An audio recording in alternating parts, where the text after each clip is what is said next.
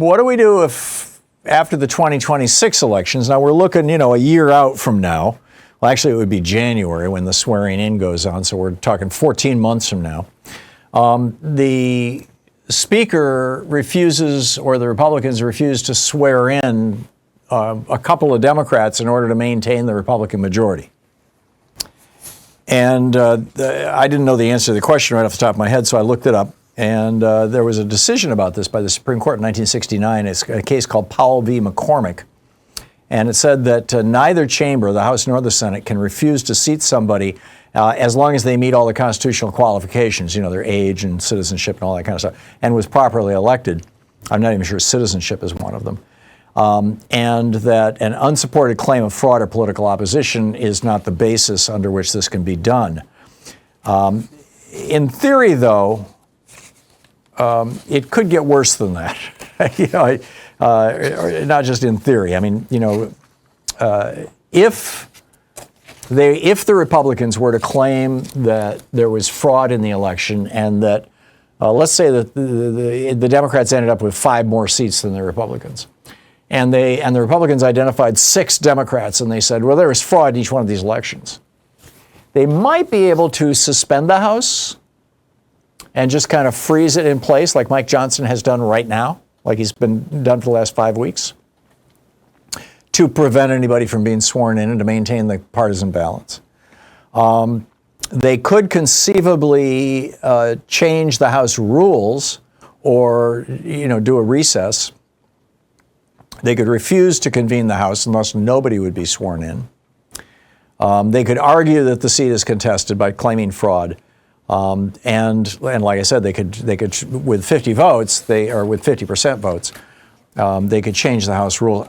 I don't know how this would play out, if it could play out, but it's not any wackier than the stuff that they tried in 2020 when they had these fake electors, signing certificates and giving them to Congress, saying, yes, we swear under threat of perjury that, in fact, there was fraud in this election and therefore you shouldn't seat this member.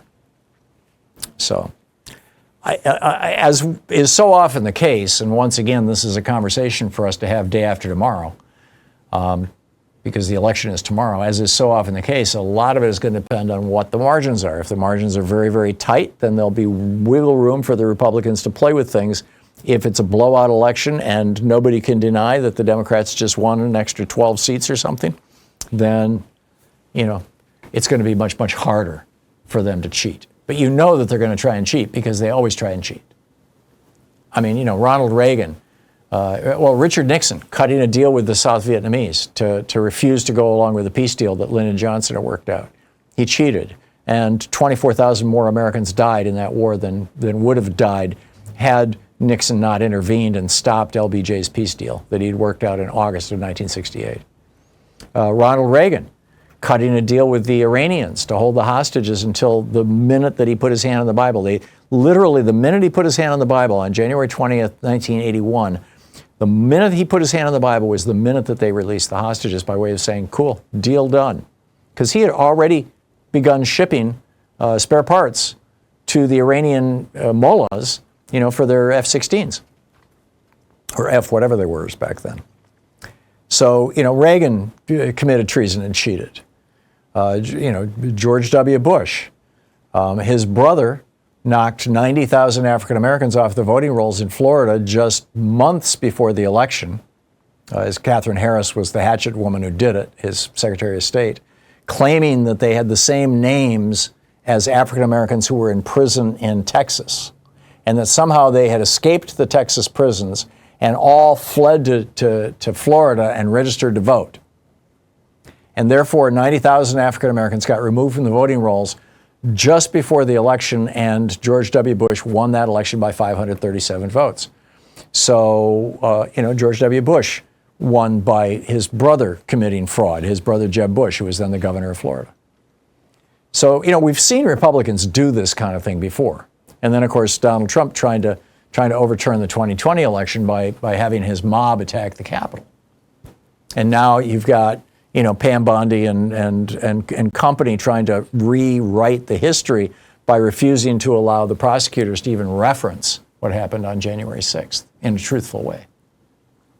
So yeah, there's no doubt in my mind that they will cheat, that they will try to cheat, that they will cheat, that they'll do everything they can to cheat, because that's how Republicans win elections. It's how they've been winning elections ever since Dwight Eisenhower died. Dwight Eisenhower was the last legitimately elected and honest Republican president. Period. Full stop.